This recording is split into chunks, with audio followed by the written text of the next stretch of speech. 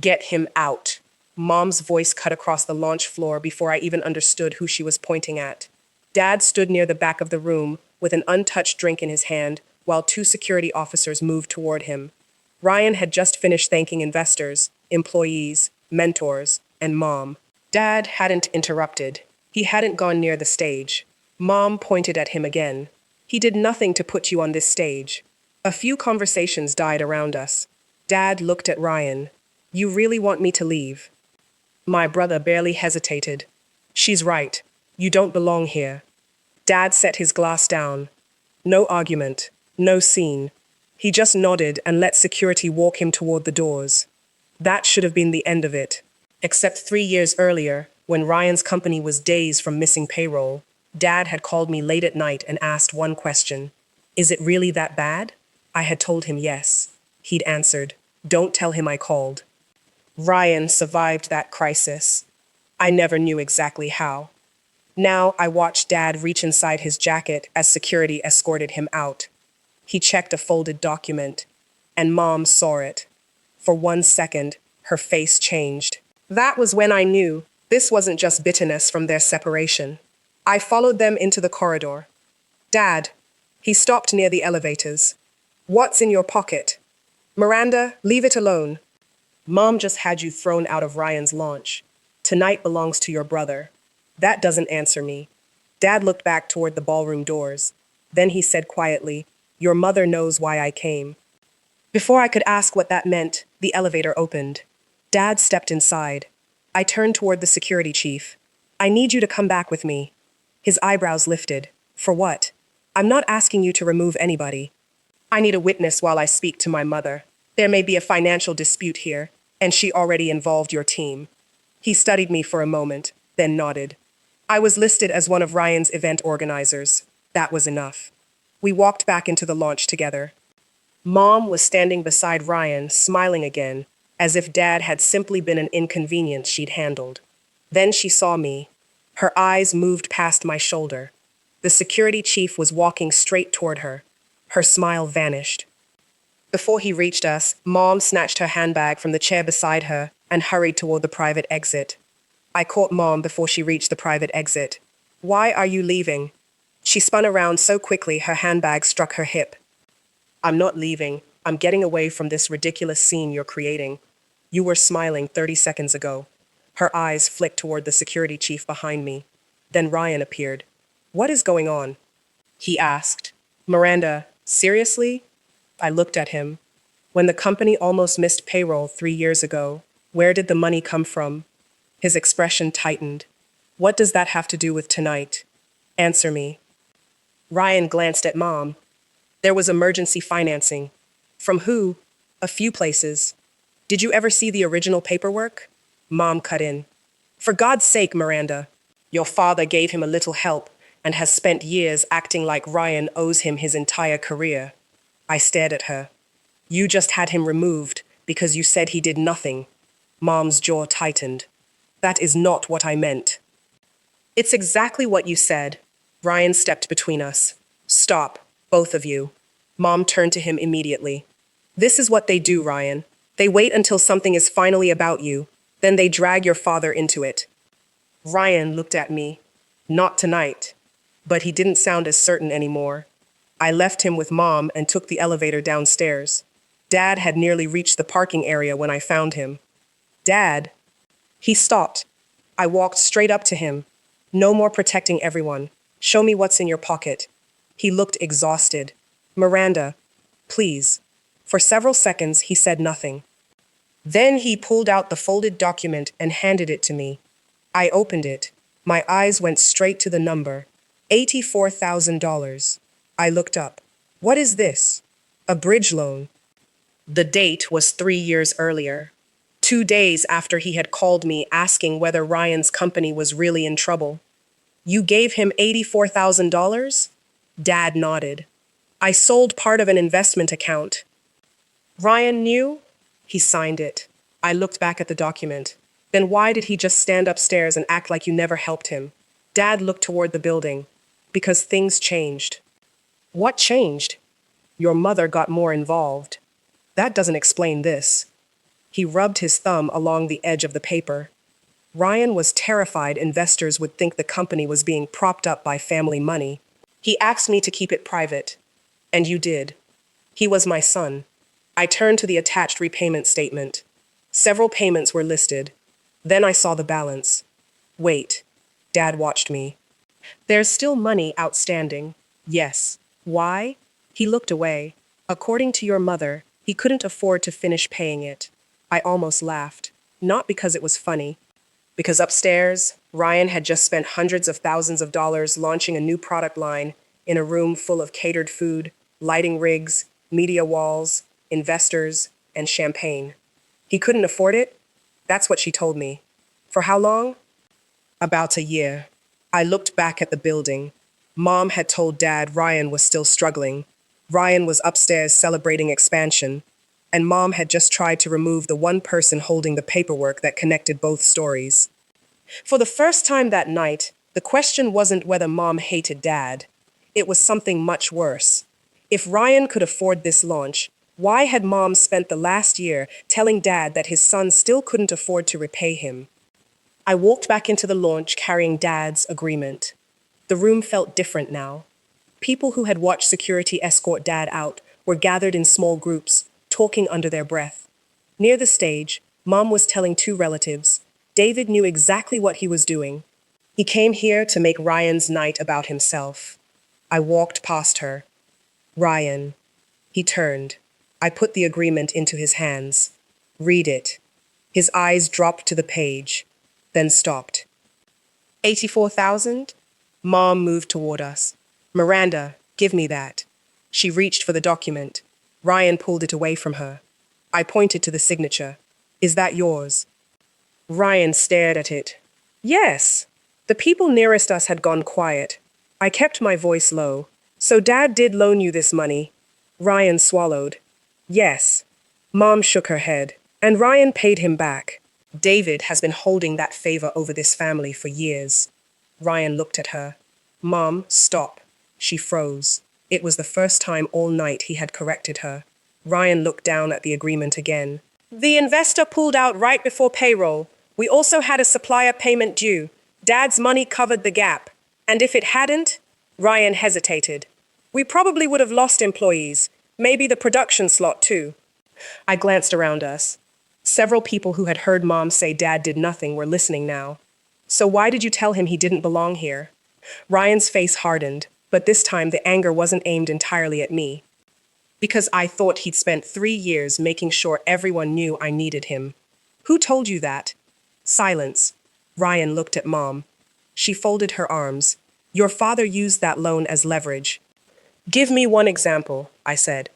He didn't have to say it directly. One example, Mom. She had nothing. Ryan turned another page. Then his forehead creased. What is this balance? Dad says you still owe it. That's impossible. Why? Because I paid it. I stared at him. When? A few weeks ago. Mom's face changed. Ryan looked at her now. I transferred the final payment to you because you said you'd handle it privately before the launch. My grip tightened around the edge of the table. How much? Ryan answered without taking his eyes off Mom. 32,000. Dad's statement showed almost exactly that amount still outstanding. The security chief stepped closer, but kept his voice professional. This appears to be a private financial matter. My staff won't intervene in that. I can document what happened here tonight, including the earlier removal. Mom looked around. For the first time, nobody rushed to support her version. Ryan held up the agreement. Mom, where is my money? Her eyes moved from him to me. Then she said, very carefully, ask your father why he never told you what he wanted in return. That stopped me. Until then, every contradiction pointed at Mom. But if Dad had attached some hidden condition to the loan, I needed to hear it from him before I accused anyone of anything else. I pulled out my phone and called. Dad answered on the third ring. Miranda, I'm going home. Mom says there was something you wanted in return for the loan. Silence. Then, what? She says there were conditions. There weren't. Then come back and tell Ryan yourself. No. Ryan reached for my phone. Give it to me. I handed it over. Dad? His voice changed immediately. Ryan. Ryan stared at the floor. Please come back. 20 minutes later, the doors opened again. Dad walked in alone. No security beside him this time. Ryan met him away from the stage. What did you want from me for the 84,000? Dad looked directly at him. Repayment. Nothing else. Mom stepped forward. David, don't do this. You said I wanted something else. You wanted influence over his company. Dad held out the agreement. Show him where. Mom said nothing. Dad turned to Ryan. You made payments directly to me for more than 2 years. Everyone is recorded. Ryan opened his banking app while Dad pulled up his own records. The numbers matched. Payment after payment reduced the original $84,000 until only a little under $32,000 remained. Then Ryan stopped scrolling. I sent the rest. He turned his phone toward us. There it was, a $32,000 transfer to Mom from several weeks earlier. The memo underneath read, Dad, final loan payment. Ryan looked up. You told me you gave this to him. I was going to. That's not what you told me. Mom tightened her grip on her handbag. I was waiting for the right time. Dad shook his head. You told me Ryan couldn't afford to pay. I said he had expenses. You told me there was no money. Mom's voice sharpened. And you said there was no urgency. Dad stared at her. We haven't spoken privately in months. I thought about the moment security returned. Mom seeing the chief. Mom grabbing her bag. Mom heading for the exit. Ryan held up his phone. Where is my $32,000? I'm not opening my bank account in front of an entire room. You don't have to, I said. Ryan looked at me. Request the records properly tomorrow. Don't turn a launch party into an investigation. Mom exhaled as though I had defended her. I hadn't. Because we already knew enough. Mom had told Dad Ryan couldn't pay him. She had told Ryan Dad had effectively been settled. And less than an hour earlier, she had told a room full of people that Dad had done nothing to put Ryan on that stage. All 3 stories could not be true. Ryan suddenly walked toward the doors where security had taken Dad earlier. Ryan? He kept moving. For a second, I thought he was leaving. Instead, he stopped beside the event coordinator. Cancel the closing remarks. The coordinator blinked. What? Give me the microphone. Mom rushed after him. Ryan reached for it. She grabbed his arm. If you tell them what happened, she whispered, you're going to destroy this family. Ryan looked down at Mom's hand, gripping his arm. Then he removed it. No, he said quietly. I already did enough. He took the microphone. Conversations faded as Ryan stepped back onto the same stage where, less than an hour earlier, he had allowed Dad to be humiliated. I need to correct something I said tonight. Dad remained near the back. Ryan looked directly at him. 3 years ago, this company nearly missed payroll. We also had a supplier payment due that we couldn't cover. My father gave the company an $84,000 bridge loan. The room went completely still. I asked him not to talk about it because I was afraid investors would think I couldn't build this company without family money. Ryan swallowed. He respected that. Mom stood motionless beside me. I turned his silence into something else. Ryan continued. Over time, I let myself believe his contribution didn't matter. Tonight, I told him he didn't belong here. Ryan paused. That was wrong. Dad didn't smile. He didn't approach the stage. Ryan's voice lowered. My father helped keep this company alive when it was at its weakest. Then I let security escort him out of its launch. He looked at Dad. I'm sorry. Dad gave one small nod. Nothing more. And somehow that felt heavier than forgiveness would have. The guests began leaving after Ryan finished. There was no celebration left to recover. Once the room had emptied, the 4 of us remained with the venue manager nearby. Dad placed the repayment history on a table. Ryan checked every payment against his own records. The balance was exact.